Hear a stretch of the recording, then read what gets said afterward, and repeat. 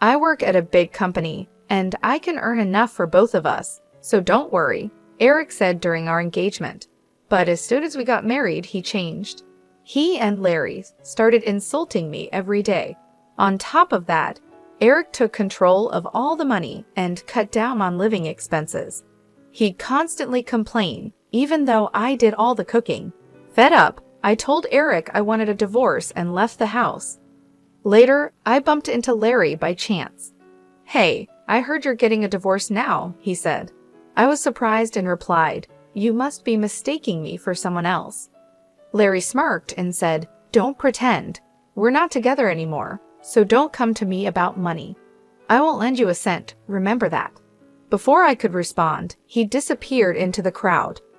I lowered my head, feeling the stares of people passing by, and started to laugh.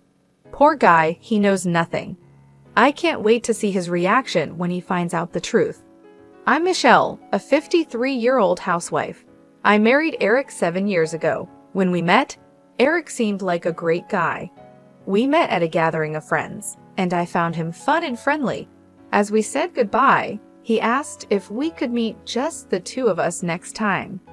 Feeling a bit sad about parting, I agreed. When we started dating, he mentioned he had a son named Larry from his previous marriage. Larry was in 5th grade then, and we had dinner together a few times. He was a bright and pleasant boy, just like his dad. A year later, on the night Eric proposed, I decided to open up. You know I live with my parents and work part-time, right? The company I joined right after graduation was really tough and it ruined my health, I said. Is that so? It must have been hard to quit, Eric replied. I think long hours will be difficult for me in the future, I added. Eric smiled kindly and said, Don't worry about it. Just stay at home. I work at a big company and I can earn enough for both of us. Relieved by his words, I accepted his proposal. I was happy to have met a good man and thought we were starting a happy married life. I never imagined I would feel so hopeless in less than half a year. As we got used to living as a family of 3, Eric and Larry's attitudes changed a lot. They started making fun of everything I did and said, Mom, are you in bed again? Where's my sandwich?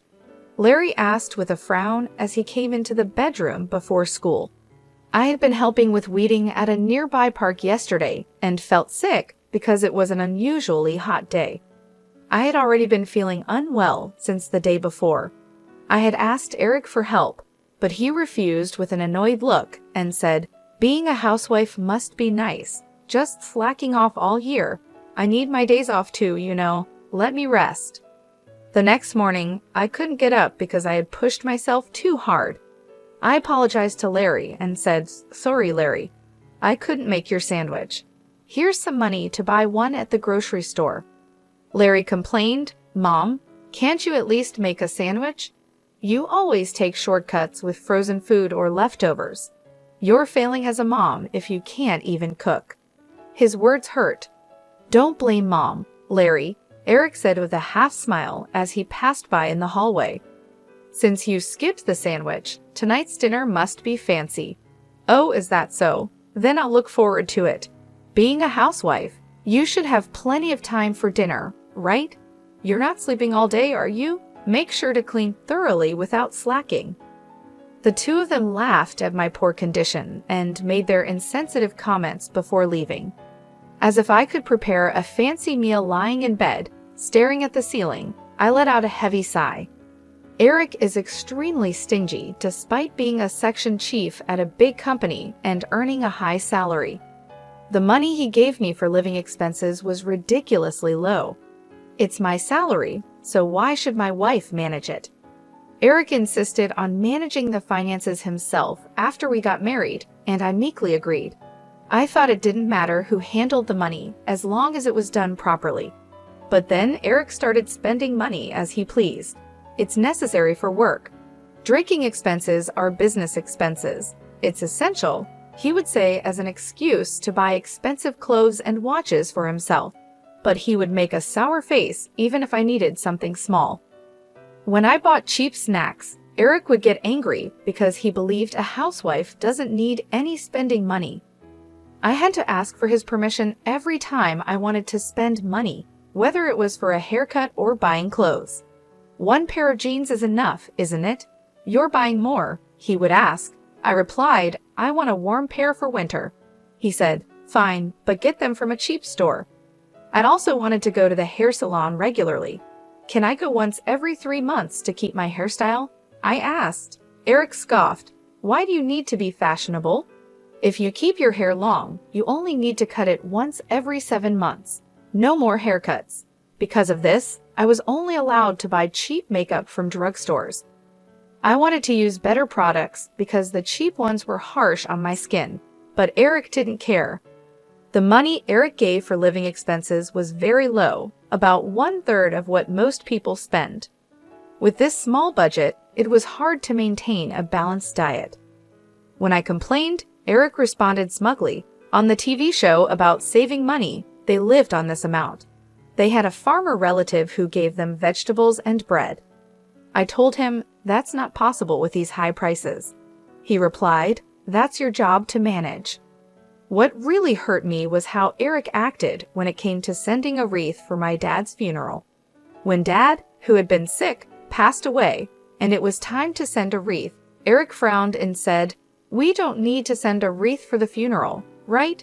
Only the main mourner needs to send one." He suggested, "Use your savings, it's not my problem." As I prepared for the funeral with tears in my eyes, his lack of care made me angry. I said, "I never planned to ask you for it, so don't worry." He replied, "Good, but do Larry and I really have to go? It'll ruin our long weekend. Right, Dad?" Larry added, "I wanted to play a new game." Although they complained, I didn't doubt they would come.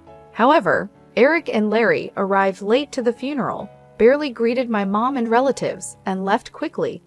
My mom, who was very tired, didn't have the energy to get upset, but my relatives were furious.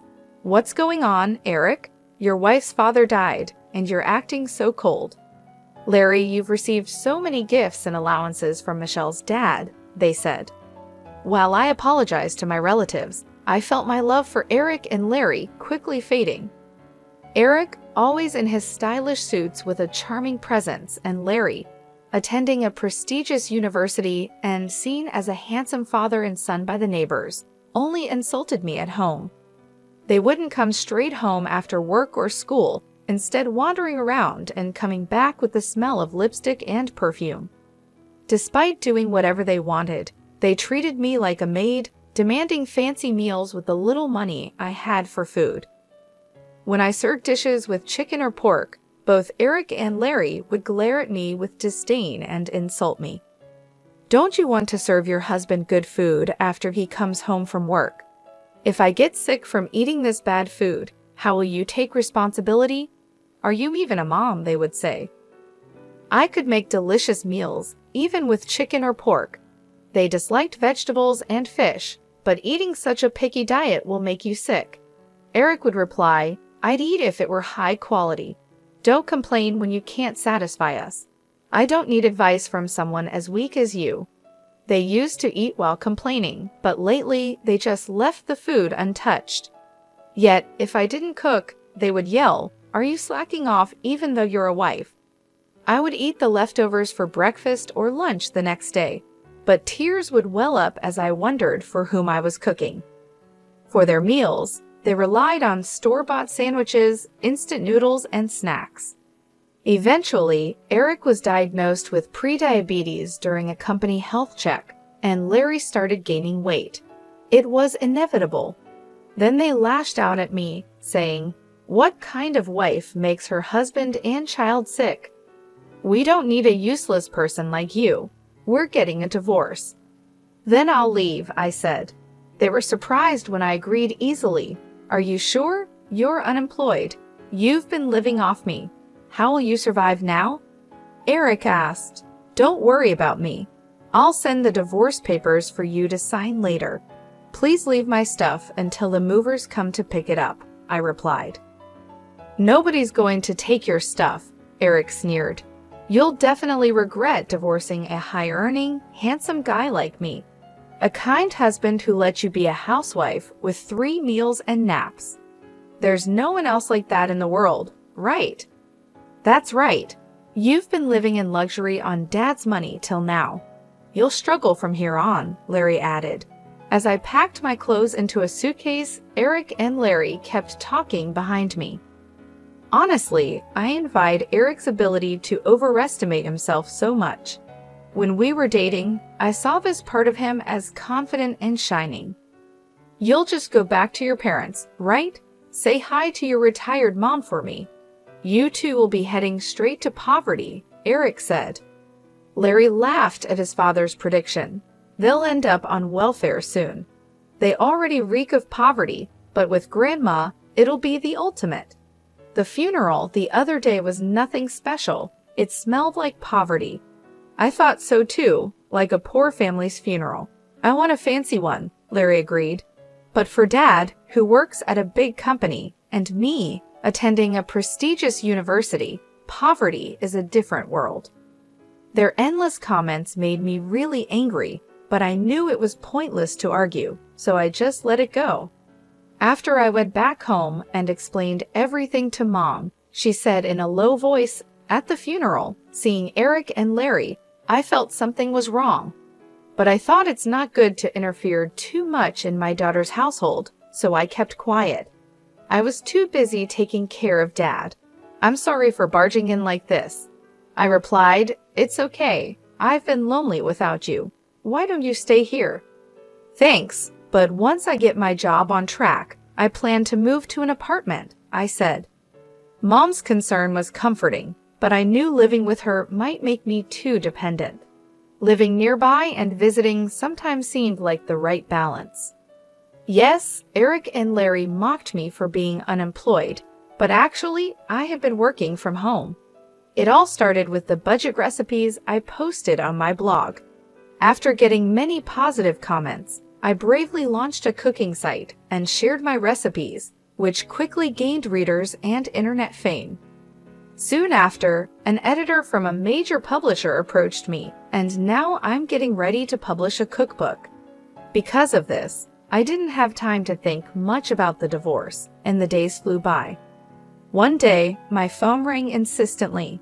I stopped stirring the ingredients in the pan and answered. Hello, I said. Hey, what's this about a clause for the divorce trial? Eric asked. I sighed, knowing it was about that. You and Larry insulted me all the time, I said. Oh, I thought, never mind, Eric said with relief in his voice. I didn't cheat or anything, you know. Did you record me and Larry? Your memory alone won't work. I replied, I've noted everything in my diary. Try to claim otherwise if you can. Eric scoffed, really, poor people and their obsession with money. You're so stingy. If you think you can get a deposit for the divorce trial, go ahead. After his outburst, Eric hung up. I finished cooking and then visited a detective agency to investigate Eric's background. Soon, his affair with a coworker was uncovered. The day after I sent photos of the two of them together and the investigation report to his company, Eric contacted me again. You spreading this at work is low. The angry manager reported it to the higher-ups, and now I'm in trouble, he said. I'm fired. Oh, she was the manager's daughter, wasn't she? It's your fault for cheating. Knowing they're strict about such things, I said, laughing. But you should be fine, right? With all the saving you did, you must have plenty of money. Aren't you and Larry living comfortably? Larry moved into a dorm this spring because commuting was tough. I prepaid dorm fees and have apartment loans. My savings were drained by that woman. She was two-timing me with a younger guy, Eric replied. Sounds tough for you, but it's none of my concern. Oh, and about the divorce trial deposit, I'll also take half the value of the apartment for property distribution. When the invoice arrives, please transfer the full amount to my account, I said. Eric was yelling on the other end, but I hung up without caring. One day, while returning from shopping in town, I bumped into Larry. He was dressed in his usual flashy clothes, with piercings all over his face and an eye-catching hairstyle. making him easy to spot from a distance. Seeing me, Larry raised his hand in greeting. "Hey, heard you're getting government assistance now." I looked puzzled. "Huh? Who are you mistaking me for?" "Don't pretend," Larry said, smirking. "It's obvious where an unemployed old lady like you would end up. If you had just followed me and Dad, you'd still be living a comfortable life. It's pathetic." Feeling really angry, I couldn't help but reply, "Getting government help is a citizen's right. Any one of us could need it someday due to illness or an accident. It's wrong to look down on that." Yeah, so you're saying you're getting it too," Larry said, smirking and pointing his finger at me. "Listen, you and I are estranged. Don't come crying to me for money.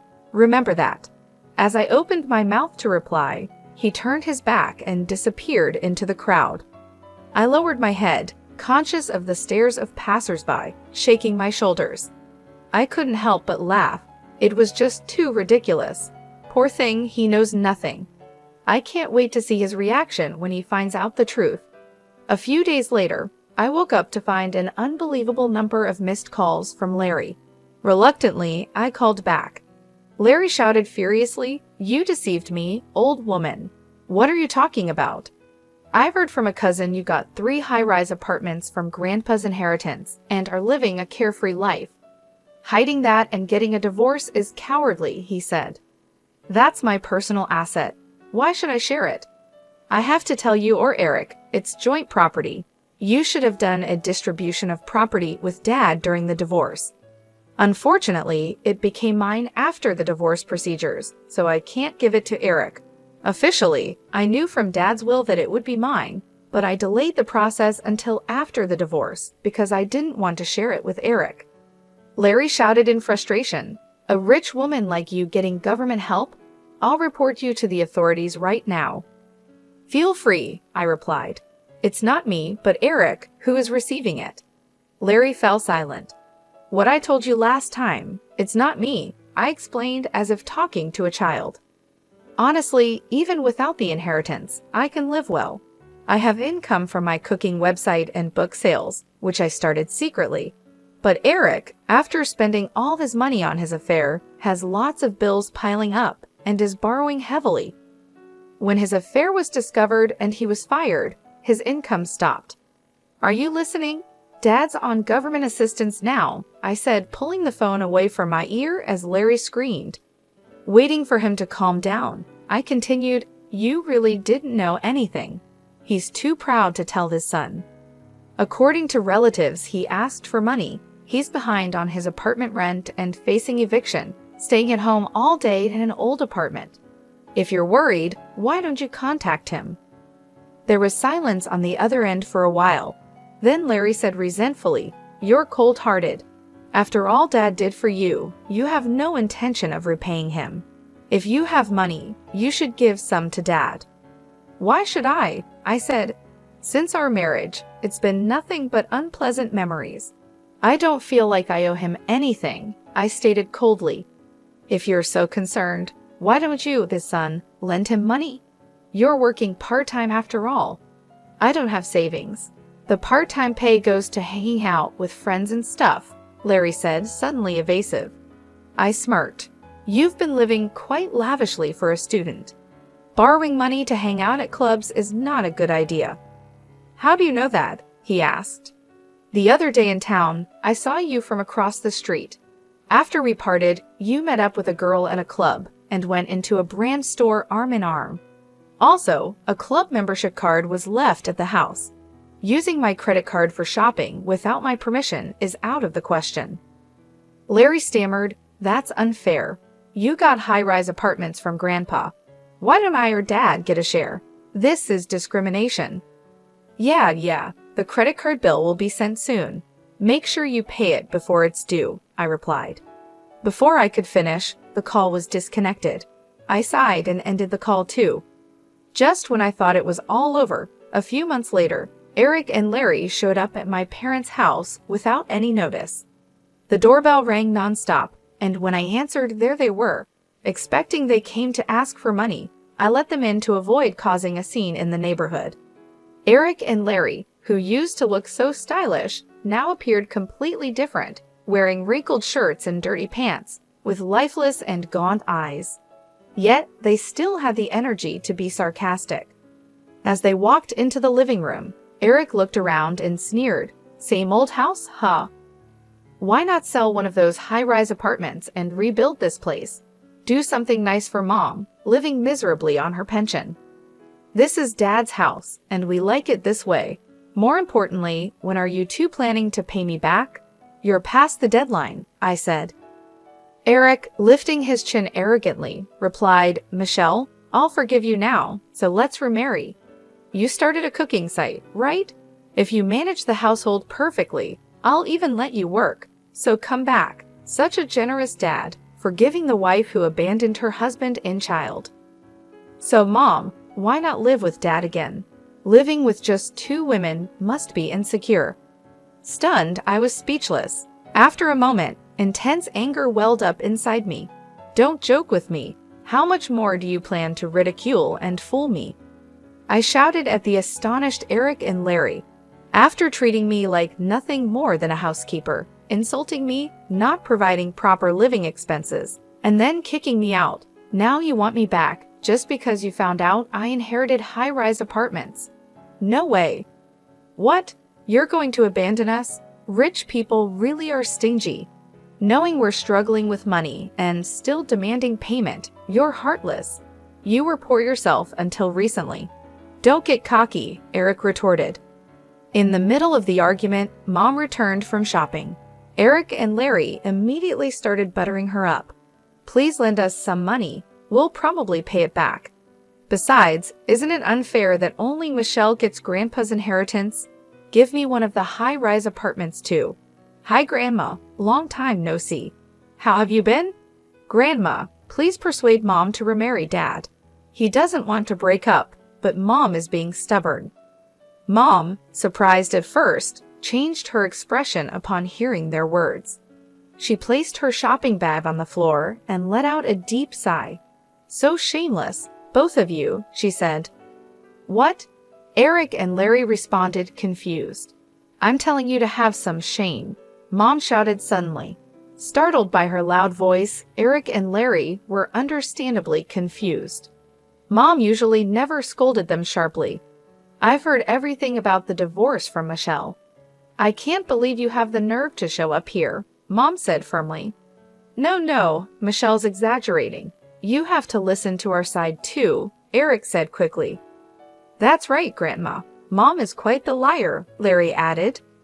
"I remember how well you two behaved at my husband's funeral," Mom cut off Larry's words sternly. "Arriving late, not greeting me or the relatives, yawning through the service, and leaving before the coffin was sent off. And now you dare ask for his inheritance? Go back to sleep." She drove a taken-aback Eric and Larry to the front door and glared at them one last time. "You two are now strangers to us. Don't come here again. If you do, I'll call the police." Mom threw their shoes out the door, forcing them to leave in their socks, and immediately locked the front door. Eric, who had been avoiding paying me, was advised by his lawyer that a lawsuit would cost even more. Reluctantly, he finally transferred the money to my account. Even though Eric was fired from his job, he couldn't find another one.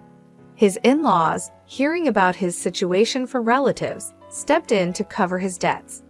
They visited my parents' house and apologized profusely for Eric's behavior. Later, Eric, having given up on finding a new job, returned to the countryside, pretending he was helping with the family's farming.